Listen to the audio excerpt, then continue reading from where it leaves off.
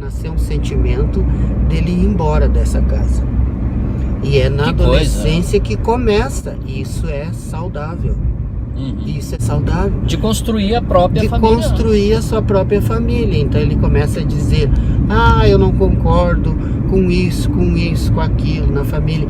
Isso vai dando um desejo nele de um dia ele ter uma família. Experimentar. E ele ser o que vai compor as regras daquela família. Isso é natural. Ora, quando os pais não compreendem muito bem essa questão, eles começam a bater de frente com o adolescente, um adulto que vai abandonar o ninho e que vai embora. Porque nós criamos os filhos para o mundo, não é para nós mesmos, né? Eles vão embora um dia. Tem muitas mães que vão dizer: eu não acho isso. Mas é assim, né? Então, assim, ocorre N tipos de problemas. Por exemplo, o excesso de apego afetivo de uma mãe, de um pai com os filhos. E muitas vezes por trás desse excesso de apego afetivo está uma dificuldade no próprio relacionamento conjugal deles. E aí vem os conflitos. Ora, se a família é muito rígida, porque quando chega na adolescência, as regras precisam ser elastizadas. Porque eu não posso criar um filho adolescente com as mesmas regras que eu crio um filho de 5, 6 anos. Né? Eu preciso negociar. E se os pais não conseguem, não têm essa capacidade de negociação, eles começam a bater de frente. E daí, quanto maior a contenção que o pai e a mãe dão para esse filho adolescente, muitas vezes maior vai ser o movimento que ele vai fazer para sair. E muitas vezes esse movimento é apresentando sintomas, apresentando atitudes antissociais, indo para as drogas, apresentando relacionamentos desequilibrados. E isso ele acaba sinalizando para a família essas dificuldades. Então, a gente precisa observar o que aquele sintoma está dizendo, porque ele pode estar presenciando desamor entre os pais e até mesmo violência. Às vezes ele tem tanta raiva que daí quando ele vai brincar com seus amiguinhos no colégio, ele vai bater, ele vai partir para agressão. E esse sintoma está mostrando que precisa ser corrigido dentro do sistema familiar. As crianças hiperativas que a gente tem visto por aí em grande número hoje. Sim. Essa hiperatividade, ela pode estar apenas nos genes, ou ela pode ser, digamos assim, fruto ou uma consequência de lares que estão tendo conflitos internos? Fica uma grande dúvida, né? Outro dia uma colega me ligou lá de Salvador. Eu tinha ido a Salvador fazer um ciclo de palestra. E aí depois ela me ligou e disse: Joel, me chamaram para eu ir numa escola e eu queria que tu sugerisse um tema que eu pudesse trabalhar. Eu falei: olha, o tema da hora é filhos hiperativos ou pais hiperpassivos? Então, onde é que está o problema? É a criança que é ativa demais frente a um pai que não se posiciona, uma mãe que não coloca limites? Então, isso tudo está muito relacionado. Nós vivemos Você já conseguiu chegar num percentual dos filhos hiperativos ou pai hiperpassivo? Eu não tenho aqui de cabeça números, porém, isso está muito vinculado. A falta de limite é hiperativo ou ele não recebe limites? Então isso é muito importante. E aí só o pai vai saber, né? Exato. O que acontece? As pessoas hoje, as famílias querem terceirizar a educação dos seus filhos. Por isso que ocorre tantos conflitos nas escolas. E quando a criança não para quieta, ele deve ter algum problema. Eu vou levar ele no neurologista, vai fazer um exame e vai dar um remédio para ver se ele se aquieta. E na realidade o remédio que essa criança precisa, ela precisa ser ouvida e ela precisa ter um ambiente de comunicação saudável e ela precisa de receber limites. E então hoje nós vivemos, o Brasil vive uma epidemia de uso de medicação. Uma bem conhecida que todo mundo conhece é a Ritalina, Então muitas vezes eu brinco, eu digo assim, eu acho que nós vamos ter que colocar a Ritalina na caixa d'água das escolas. Porque daí todas as crianças tomam e daí fica tudo certo, né? A Ritalina seria um calmante. A Ritalina é a medicação que é usada excessivamente no Brasil. O Brasil é campeão mundial de uso de Ritalina nas crianças. Então o que nós estamos fazendo? O que a sociedade está fazendo no Brasil? Está criando uma geração inteira dependente de droga, que começa na escola. Por forte isso. Esse filho a professora não consegue lidar bem com a criança porque ela não tem limites, a família não conseguiu botar limite, não sabe o que vai fazer com essa criança, e aí vai procurar um profissional que vai receitar a medicação e essa criança vai ficar dopada. Eu conheço, eu não sei se tem a ver, aqui é um leigo falando, eu sou um jornalista e você é um psicólogo, um psicoterapeuta, mas as crianças hiperativas normalmente, me parece que elas são mais inteligentes. Tem a ver ou não tem nada a ver isso? Muitas vezes, ontem ainda eu conversei com uma família que a criança tinha um perfil assim, ela pegava muito rápido na escola, né? E ela fazia as tarefas antes de todo mundo e depois ela ficava incomodando na sala de aula, né? Incomodando a professora, os colegas que ainda estavam fazendo a sua. Então, o que acontece? A educação, infelizmente, ela é uma educação de massa. Às vezes, isso aconteceu até com os gênios. Tem outros gênios, eles tiveram dificuldade na escola, porque aquele tipo de método, aquele método que eles eram submetidos, não preenchia as necessidades de aprendizado deles. Eles eram diferentes da grande maioria, né? Existe, né? E aí a tática de grupo não funciona. Exato. Existem escolas, existem métodos que trabalham com crianças diferentes.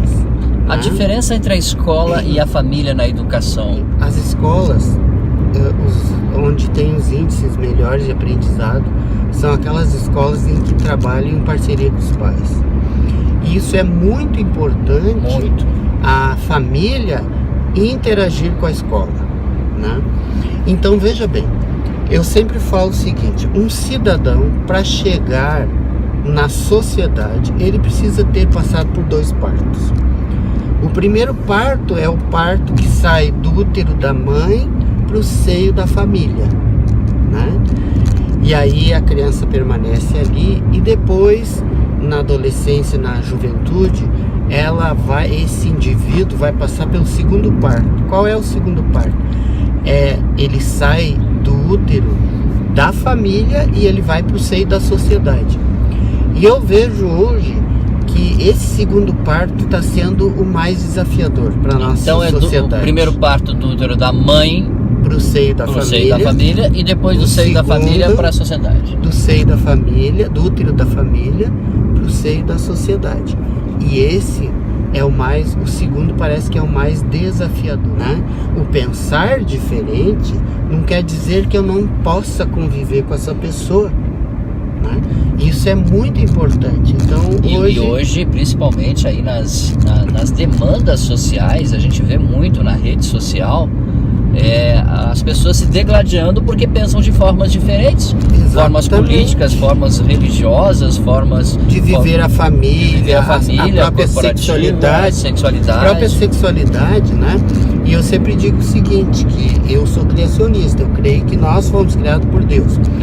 E um dos primeiros dons que Deus deu quando criou o ser humano foi o quê? O livre-arbítrio.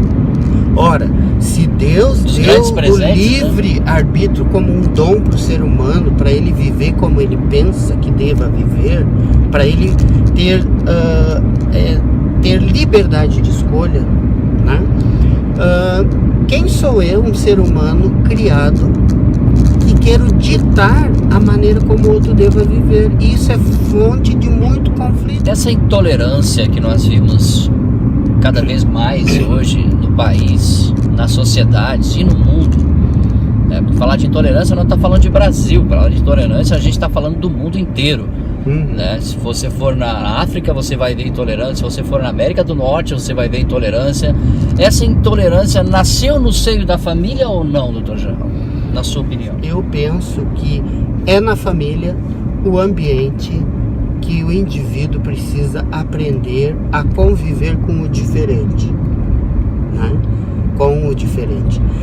Isso é tão complexo que, por exemplo, eu sempre falo que cada pai e cada mãe, quando ele gera um novo filho, né? E nós temos uma máxima na terapia de família que diz que a cada filho que nasce, ele cria um novo pai e uma nova mãe. A cada filho que nasce, ele cria um novo pai. Ele inaugura um novo pai e uma nova mãe. Que bárbaro. Eu percebo que aí, agora a gente já está passando para a fase final desse vídeo, saindo dos filhos e indo para os cônjuges, né? E aproveitando essa experiência aqui, essa enciclopédia ambulante, né? Na escolha do cônjuge, para quem está vendo esse vídeo agora, qual deve ser o perfil ou, assim, digamos, as dicas para a escolha de um cônjuge? A primeira dica que eu dou, que é para eu escolher alguém que eu queira me casar, eu preciso saber quem eu sou.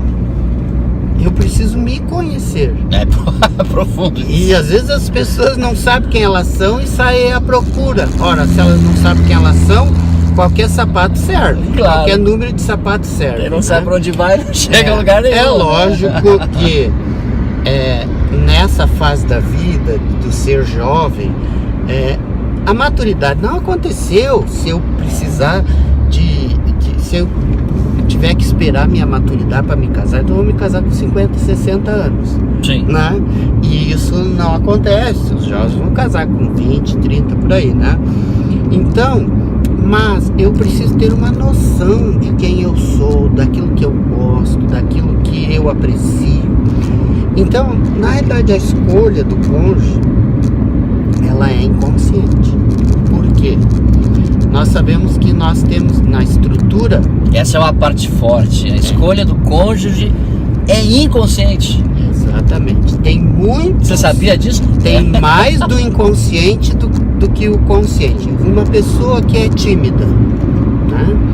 Ela poderá ir em busca de um sentimento inconsciente que ela tem de não ser tão tímida, de ser uma pessoa mais expansiva, né? Com menos dificuldade de se relacionar, de conversar com as outras pessoas. Então ela busca um expansivo. E muitas vezes, no andar desse relacionamento, ela vai começar a se estressar com o excesso de expansividade do outro. Tá? Mas foi aquilo que ela buscou. Foi aquilo que ela buscou. Agora está atrapalhando. Então tudo isso precisa ser calibrado. Então, existem duas questões bem importantes na escolha do cônjuge, né? Uma é a simetria. O que é a simetria? A simetria é aquilo que a gente tem em comum. Algumas crenças, algumas formas de ser, de pensar, enfim. E existe a complementariedade. Eu vou procurar alguém um pouco diferente de mim para me complementar, tá? E aí, o que acontece? Quando essas duas coisas estão em equilíbrio, a complementariedade e a simetria, elas vão dar o tom certo, vão dar a textura certa para esse relacionamento, né? Aquela máxima, você não casa para ser feliz, você casa para fazer feliz, fazer a pessoa... Isso tem fundo na prática? Não, ao meu ver, não. Isso é uma furada. Eu caso para ser feliz. Você não casa uma para ser feliz. Uma pessoa infeliz que eu quero que ela seja feliz. Ou eu caso, enfim. Eu penso o seguinte. Mito. Tem uma música. Esse é o mito. Tem uma música antiga que fala das metades das laranjas, né? Ah, sim. Então, o que acontece? É do Fábio Júnior. As metades da laranja. Metades das laranjas, né? Então, isso acontece muito, né? Casar duas metades para se tornar um só, né? Para se complementar, tornar um só. Mas isso não é o ideal. O ideal é que se casam duas laranjas inteiras, né? Tem muito mais suco. Exatamente, eu preciso tentar ser pleno e me casar com alguém que está tentando também ser pleno. Porque se eu sou uma metade, eu preciso me grudar no outro para nós dois sermos um inteiro. E aí não funciona, né? Que bárbaro isso, que bárbaro.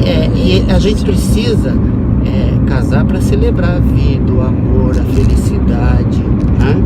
E isso é importante. Claro que se a gente passar um fio de prumo, não tem ninguém inteirinho, né? Sempre nós temos coisas para melhorar, para crescer na nossa vida, nossa personalidade, nosso caráter. É uma busca constante, né, de melhorias nisso. Mas é muito importante isso. E aí, se o casal, né, ele se casa, porque às vezes a gente quando casa, a gente não tem a maturidade que tem depois de alguns anos. As né, pessoas ficam diferentes, né? Claro que Elas ficam diferentes, porque eu penso que a gente precisa sempre estar mudando para melhor. E isso é transformação de caráter, né? O caráter, ele é algo que vai sendo, né, vai indo num crescimento, tá? E sempre eu devo de estar em busca de melhoria, de ser alguém melhor, um cidadão melhor na sociedade, uma pessoa melhor para conviver com os outros, né? Enfim. Mas é muito importante quando o casal se junta para que eles possam crescer juntos, se tornar tudo aquilo que eles desejam juntos, fica muito mais fácil do que casar duas metades para eles juntar as duas metades e ser um só. Ora, se eu só vou ser um só, se eu só vou ser um inteiro, desculpe, se eu tiver usando o que o outro é, então fica uma simbiose, né? Que é uma coisa meio doentia. Precisamos compreender isso. Eu preciso lutar para tentar ser um inteiro, e se a pessoa que está do meu lado lutar para ser uma inteira, os dois vão celebrar a vida, o amor, a alegria, né? Então acaba não existindo aquela máxima que a gente vê sempre de ela é minha metade, ele é minha metade e tal. Então isso é uma metáfora, isso não existe. No sentido de que o outro me complementa, isso é bacana, mas só que um relacionamento não vive só disso. Eu tenho que ser um inteiro também, né? Eu preciso ser eu mesmo, né? Muito bem, estamos quase chegando no final do vídeo. Dr. Joel, suas considerações finais. Desde já, muito obrigado por essa aula de relacionamentos. E na sua opinião, o que mais as pessoas então precisam, bem resumidamente, precisam fazer para encontrar a plenitude no relacionamento a dois? No relacionamento conjugal, na família, eu preciso estar em busca, né, de ser alguém melhor. Então, eu penso que o crescimento é a tônica do negócio, né? Eu devo estar sempre em busca de crescer. Eu não acredito que o amor acaba, né? Porque a fonte do amor é inesgotável, que é Deus, né? Então o que acontece? O amor não acaba. Eu penso que as pessoas têm que ir em busca sempre de ser melhores. E tem uma historinha que eu sempre conto, que é uma história pessoal minha. Eu sou casado há 32 anos com a mesma pessoa, e quando eu fiz 25 anos de casado, eu perguntei para minha esposa se ela casava de novo comigo, e daí ela disse que não. Daí eu fiquei, né? Tá bom. Daí ela disse, Tá bom. com aquela criatura eu não casava mesmo, mas com a pessoa que você se tornou, eu quero ficar sempre do teu lado. Então isso é bacana porque mostra, eu estufei o peito daí, né? Porque eu devo ter mudado pra melhor, né? Desculpa aí. Eu devo ter mudado pra melhor, né? Por isso que ela quer ficar comigo.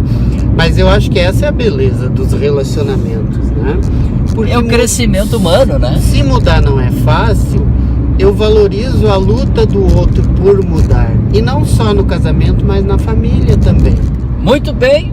Se você gostou dessa entrevista, você pode curtir, compartilhar, fique à vontade, né? E todas as informações para você entrar em contato também com o Dr. Joel vai estar na descrição desse vídeo aqui. Fique à vontade. Muito obrigado por estarmos construindo, né? E buscarmos construir um mundo melhor para as nossas gerações. Dr. Joel, Valeu. muito obrigado pela carona também. Foi um prazer ganhar uma carona agradável, onde a gente pôde bater um papo tão bacana. Valeu! Até o nosso próximo encontro. Tchau, tchau.